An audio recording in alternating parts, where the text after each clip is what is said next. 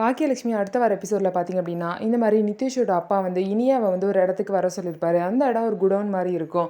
அங்கே வந்து பேசணும் அப்படின்னு சொல்லிட்டு வர சொல்லியிருப்பாங்க. அதுக்காக இனியாவும் வந்திருப்பாங்க.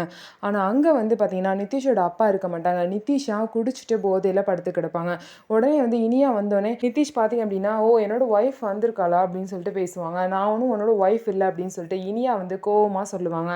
உடனே பார்த்தீங்க அப்படின்னா, நிதிஷ் வந்து இனியாவையும் ஆகாஷையும் சேர்த்து வச்சு தப்பா பேசுவாங்க. எவ்வளோ சொல்லியுமே கேட்க மாட்டாங்க. தப்பா பேசிக்கிட்டே இருப்பாங்க. இனியா பார்த்தீங்க அப்படின்னா, நிதிஷை வந்து ரொம்பவே திட்டுவாங்க. இருந்தாலும் எதுக்குமே அடங்காத நிதிஷ் பார்த்தீங்க அப்படின்னா, இனியாவோட கையை பிடிச்சி வம்பிழுத்துட்டு இருப்பாங்க.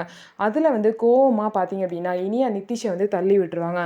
நிதிஷ் போய் ஒரு செவுரோட கார்னர் அந்த எட்ஜில் போய் பட்டு தலையில அடிபட்டு மயங்கி விழுந்துருவாங்க. இனியா பார்த்தீங்க அப்படின்னா, ஏதோ மயக்கம் போட்டு விழுந்துட்டாங்கன்னு சொல்லிட்டு அங்கேருந்து கிளம்பலான்னு பார்ப்பாங்க. ஆனால் கிட்ட போய் மூச்சு பார்க்கும்போது மூச்சு வந்து நின்ன மாதிரி இருக்கும். அதனால இனியா பார்த்தீங்கன்னா ரொம்பவே பயந்துட்டு இருப்பாங்க. ஒருவேளை உயிர் போயிருச்சோ நம்ம தள்ளி விட்டதில்ல அப்படின்னு சொல்லிட்டு இனியா வந்து ரொம்பவே பயந்துட்டு இருக்காங்க.